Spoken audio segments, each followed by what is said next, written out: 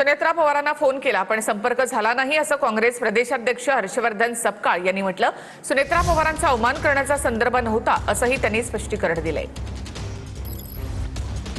महाराष्ट्र प्रदेश काँग्रेसच्या अधिकृत खात्यावरनं सुनेत्रा पवारांचा गुंगी गुडिया असा उल्लेख केल्याच्या प्रकरणावर प्रदेशाध्यक्ष हर्षवर्धन सपकाळ यांनी स्पष्टीकरण दिलं।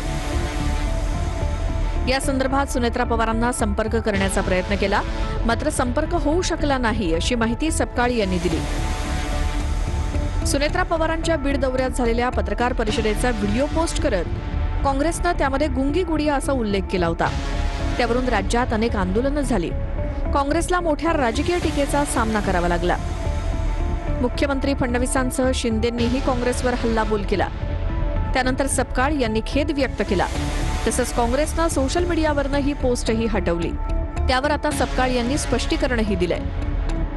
मी ट्विट केल्यानंतर त्यांच्याशी जरूर त्यांच्यापर्यंत ही माझं भावना भूमिका पोहोचवण्याचा प्रयत्न मी केला, मात्र तो होऊ शकला नाही। मात्र माझी जी भूमिका होती की स्त्री दाक्षिण्य आमच्यासाठी सर्वतोपरी आहे।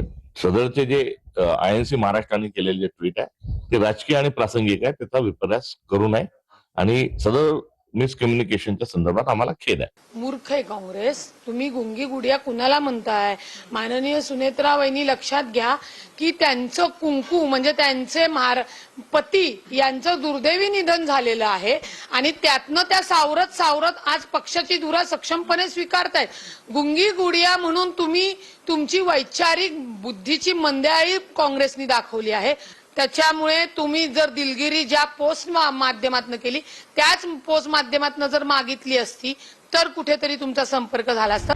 दरम्यान या पोस्ट मागे सुनेत्रा पवारांचा अवमान करण्याचा हेतू नव्हता, पण तरीही भाजपसह सत्ताधारी पक्षांकडनं गैरसमज पसरवला जातोय असाही दावा सपकाळ यांनी केलाय। अखिल भारतीय काँग्रेस कमिटीच्या महाराष्ट्र या विभागाने हे ट्विट केलं होतं आणि जे ट्विट केलं होतं त्याचा संदर्भ हा व्यक्तिगत नव्हता। अवमानाचा कुठे दूरपर्यंत तर संबंधच नाही। मात्र विरोधकांजवळ आता आंदोलन करून दिशाभूल करण्याशिवाय दुसरा कुठलाही मार्ग नसल्यामुळे त्यांनी हा विषय खूप पुढे घेऊन आले।